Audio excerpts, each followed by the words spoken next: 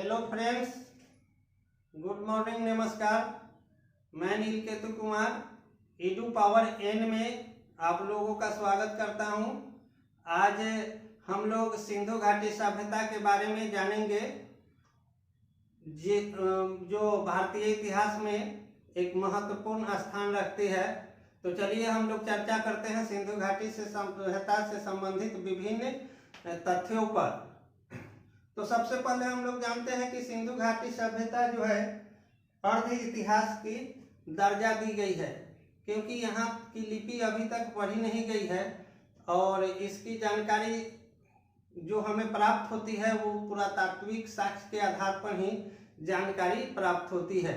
इसीलिए भारतीय इतिहास में सिंधु घाटी सभ्यता या हड़प्पा की सभ्यता को अर्ध इतिहास की दर्जा दी गई है।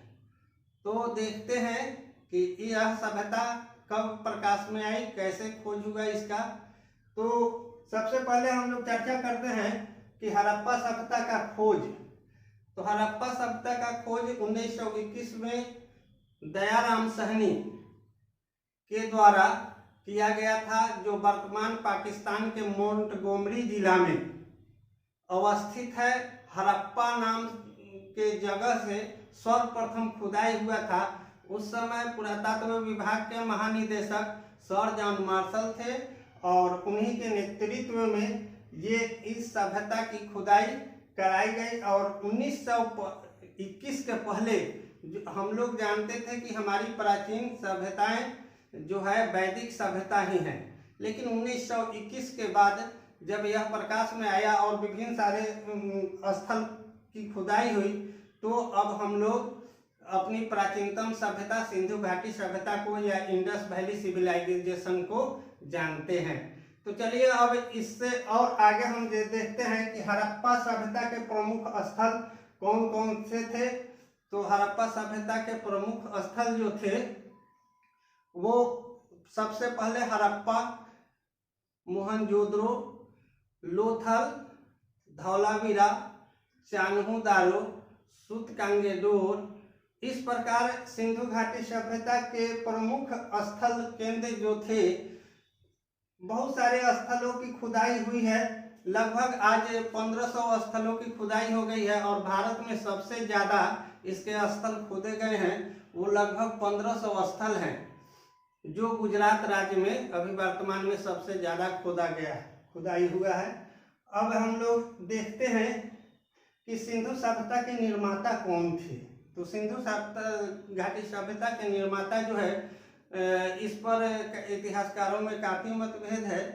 कुछ इतिहासकारों का मानना है कि इस सभ्यता के निर्माता जो थे ये सुमेरियन लोग थे, जो मिस्र या मेसोपोटामिया की सभ्यता में एक सुमेरिया नामक जगह था और वहाँ पे जिनका निर्माण सभ्यता के लोग जो रहते थे।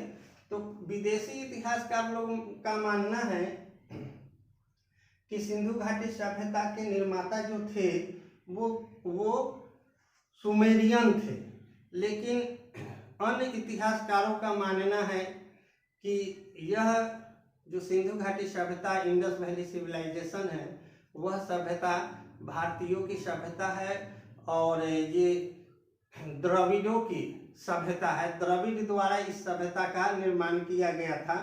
इस प्रकार इस सभ्यता के बारे में ये दो सर्वमान्य मत हैं।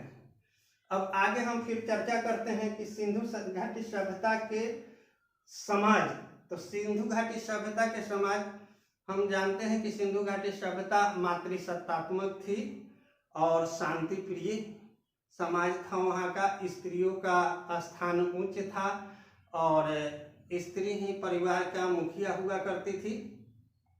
इस प्रकार हम आगे फिर चर्चा करते हैं कि वहाँ जो है लिपि, सिंधु घाटी सभ्यता की लिपि भाव चित्रात्मक थी, क्योंकि वहाँ की लिपि अभी तक पढ़ी नहीं गई है और लिपि नहीं पढ़ने जाने के कारण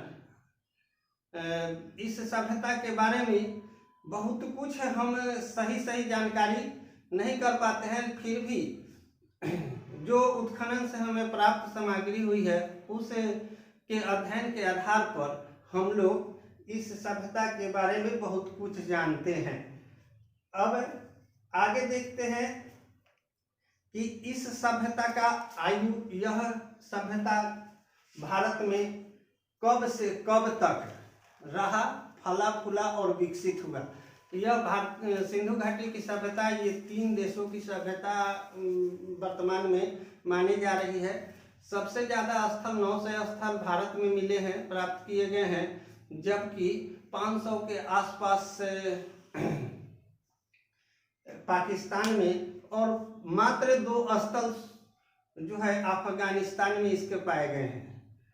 तो इस कारण हम लोग देखते हैं कि सबसे ज़्यादा जो स्थल भारत में हुआ है, खुदाई हुआ है, और इस पर क्रमिक हम लोग जानकारी अर्जित कर रहे हैं। आगे देखते हैं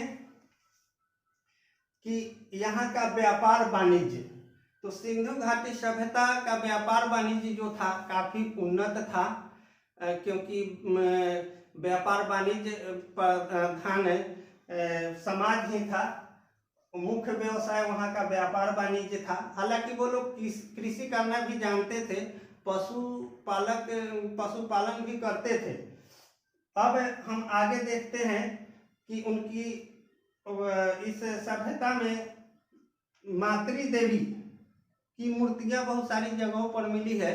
तो इस सभ्यता के प्रमुख देवता जो थे मातृ देवी थे।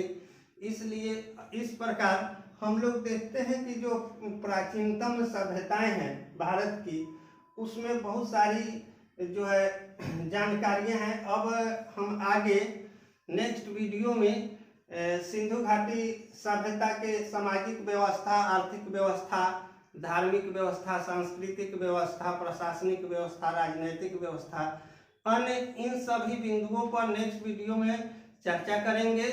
और हमें विश्वास है कि मेरे द्वारा दी गई जानकारी आपको अच्छा लगा होगा, और अच्छा लगा होगा तो मेरे चैनल को लाइक, सब्सक्राइब और शेयर निश्चित करेंगे। और एक आवश्यक सूचना आप लोगों को दे दें कि टेक्निकल कारणों से जो आइडियल क्लासेस के नाम से जो था मेरा चैनल, उस चैनल का नाम अब edu_power_n हो गया है। तो जितने भी हमारे सब्सक्राइबर हैं या अन्य भाई बंधु जो जुड़े हुए हैं, वो इस चीज़ के लिए हमें माफ़ करेंगे, सॉरी। और अब जो है ये नाम फिक्स हो गया, इसके बाद अब नाम में कोई चेंजिंग नहीं होगी।